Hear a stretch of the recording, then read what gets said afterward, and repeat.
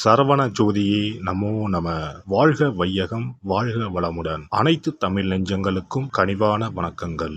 நிகழும் ஸ்ரீ மங்களகரமான சோபகிருது ஆண்டு தை மாதம் 18ஆம் தேதி வியாழக்கிழமை அன்று சஷ்டி திதியில் சித்திரை நட்சத்திரத்தில் திருதி நாமயோகத்தில் வணிசை கரணத்தில் சித்தயோகம் கூடிய நன்னாளில் இந்த சீர்மிகு பிப்ரவரி மாதம் பிறக்கிறது.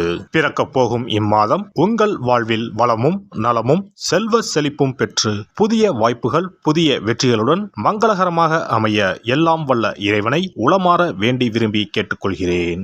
இம்மாத கிரக நிலைகளை பார்க்கும் போது மேசத்தில் குரு பகவான் சஞ்சாரம் செய்கின்றார். சனி பகவான் கும்பராசியில் பயணம் செய்கிறார். ராசிக்கு 6ஆம் இடத்தில் கேது பகவானும் 12ஆம் வீட்டில் ராகு பகவானும் பயணம் செய்கின்றனர். சுக்கிரன் புதன் செவ்வாய் ராசிக்கு 9ஆம் இடத்தில் சஞ்சாரம் செய்கின்றனர். ஜனவரி 15ஆம் தேதி சூரிய பகவான் மகர ராசிக்கு மாறியதை தொடர்ந்து பிப்ரவரி 1ஆம் தேதி புதன் பகவானும் பிப்ரவரி 5ஆம் தேதி செவ்வாய் பகவானும் மகர ராசிக்கு பெயர்ச்சியாக உள்ளனர். இதனால் பிப்ரவரி மாதத்தின் தொடக்கத்திலேயே 3 கிரகங்களின் சேர்க்கை நடக்க உள்ளது. மகர ராசியில் சூரியனுடன் புதன் இணைவதால் புதாதித்ய யோகமும் சூரியனுடன் செவ்வாய் இணைவதால் ஆதித்ய மங்கள ராஜயோகமும் உருவாகிறது. இந்த கிரக அமைப்பினால் உங்கள் வாழ்வில் ஏற்படக்கூடிய சுபம் மற்றும் அசுப பலன்கள் என்ன என்பதனை விரிவாக காண்போம். இதுவரை ஆபத்தில் சிக்கி சீரழிந்த உங்கள் வாழ்க்கை பயணம் மாறப்போகிறது. இப்படியும் ஒரு வாழ்க்கையா என மனக்கசப்பில் வாழ்ந்து வந்த உங்களுக்கு இனி வசந்தம் வீசப்போகிறது. இனி யமனே உங்கள் எதிரில் வந்தாலும் சிவனின் அருளால் எதிர்த்து நின்று போராடும் பலம் உங்களை வந்து சேரும். உங்கள் பிறப்பு ஒரு சாபக்கேடு அல்ல, அது சரித்திரம் படைக்கும். சிம்ம ராசி அன்பர்களே, இம்மாதம் முழுவதும் சூரியன் கேது சுக்கிரன் புதன் ஆகியோர் நன்மைகள் தருவார்கள். குடும்பத்தில் மகிழ்ச்சியும் உற்சாகமும் காணப்படும். எதிரிகளின் சூழ்ச்சிகளை முறியடிப்பீர்கள். வெளி வட்டாரத்தில் செல்வாக்கு அதிகரிக்கும். உறவினர்களும் நண்பர்களும் மிகவும் உதவியாக இருப்பார்கள். கணவன் மனைவிக்கு இடையே அந்யோன்யம் அதிகரிக்கும். திருமணம் வளைகாப்பு போன்ற சுப நிகழ்ச்சிகளால் வீட்டில் மகிழ்ச்சி நிலவும். சிலருக்கு குழந்தை பாக்கியம் கிடைக்கும். மாத பிற்பகுதியில் உறவினர்கள் வகையில் சிறு சிறு பிரச்சனைகள் ஏற்பட சாத்தியம் உள்ளதால் பொறுமையுடன் இருப்பது மிகவும் அவசியம். புதிய ஆடை ஆபரணங்கள் வாங்கி மகிழ்வீர்கள். குடும்பத்துடன் வெளி இடங்களுக்கு சென்று வருவீர்கள். விருந்து விசேஷங்களில் கலந்து கொள்ளும் வாய்ப்பு உண்டு. மாதத்தின் பிற்பகுதியில் சகோதரர்களால் பிரச்சனைகளும் கடன் தொல்லைகளும் ஏற்படக்கூடும். தாயின் உடல் நலனில் கவனம் தேவை. ஆன்மீகத்தில் நாட்டம் அதிகரிக்கும். சிலருக்கு வெளியூர் வெளி மாநில புண்ணிய தலங்களுக்கு சென்று வரும் வாய்ப்பு உண்டாகும். குடும்ப பெரியவர்களின் அறிவுரையின்படி நடந்து கொண்டு அவர்களின் ஆதரவை பெறுவீர்கள். அலுவலகத்தில் சக ஊழியர்களிடம் செல்வாக்கு அதிகரிக்கும். பணிகளில் அவர்களின் ஒத்துழைப்பு கிடைக்கும்.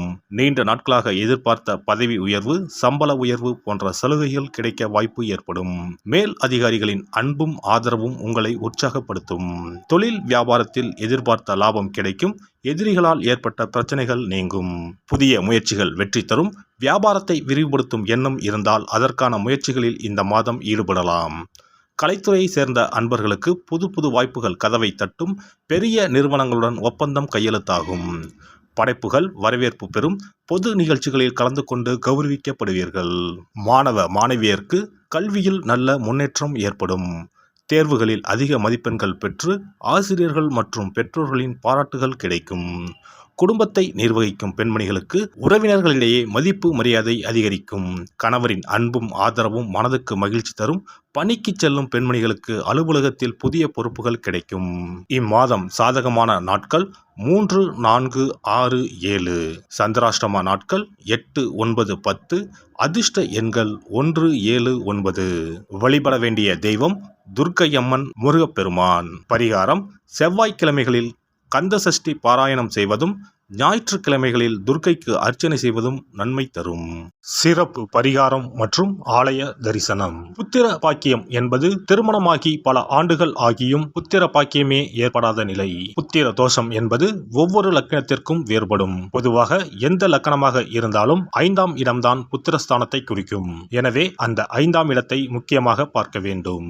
சேர்த்து வைத்த புண்ணியம்தான் குழந்தையாக பிறக்கும் என்று பழமொழி உண்டு. அந்த வகையில் 5ஆம் இடம் பூர்வ புண்ணியஸ்தானமாக இடமாகவும் திகழ்கிறது.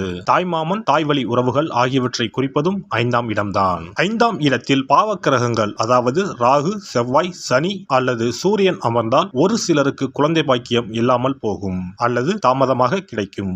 ஒருவேளை 5ஆம் இடத்தில் உள்ள பாவக்கிரகங்களை சுப கிரகங்கள் பார்த்தால் குழந்தை பாக்கியம் கிடைக்கும் என்பது நம்பிக்கை. இனி புத்திர பாக்கியம் பெறுவதற்கான ஆலய வழிபாடுகளை பார்ப்போம். செவ்வாய் பகவானின் அம்சமாக கருதப்படும் முருகப்பெருமான் வழிபாட்டை தவறாமல் செய்பவர்களுக்கு நிச்சயமாக புத்திர பாக்கியம் கிடைக்கும். குரு பகவான் வீற்றிருக்கும் தலங்கள் அனைத்தும் சிறப்பு வாய்ந்தவைதான். ஆலங்குடி குருஸ்தலம், திட்டை குருஸ்தலம் சிறப்பான பலன்களை கொடுக்கும் ஆலயங்களாகும். அது மட்டுமல்லாமல் சிதம்பரம் அருகே இருக்கக்கூடிய ஓமாம்புலியூர் துயர்தீர்த்தநாதர் ஆலயமும் குரு பகவானின் ஸ்தலமாகும்.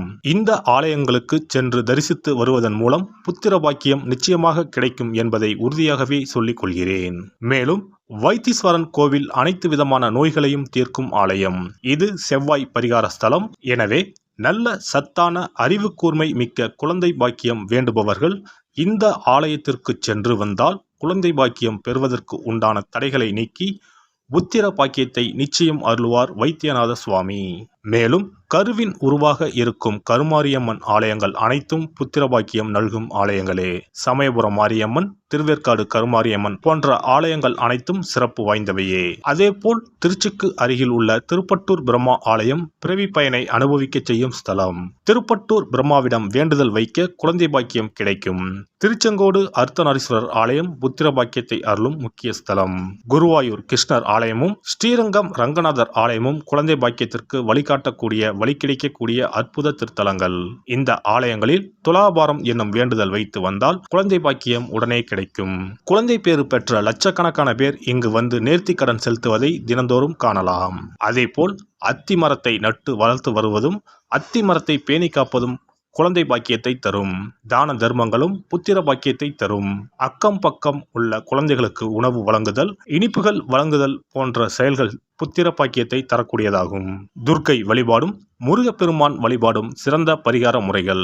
அதிகாலை நேரத்தில் அரச மரத்தை 48 முறை சுற்றி வருவதன் மூலமும் குழந்தை பாக்கியம் நிச்சயம் உண்டாகும்.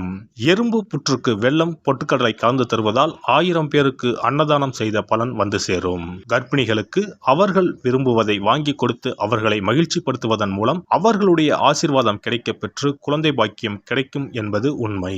புத்திர தோஷம் உள்ளவர்கள் முதியோர் காப்பகங்களில் உள்ள முதியோருக்கு உணவு, உடை வழங்கி அவர்களின் ஆசையை பெற்றால் புத்திர பாக்கியம் கிடைக்கும். மேற்கண்ட ஆலய பரிகாரங்களை முறையாக செய்து நம்பிக்கையோடு வணங்கி வந்தால் குழந்தை பாக்கியம் நிச்சயம் கிடைக்கும்.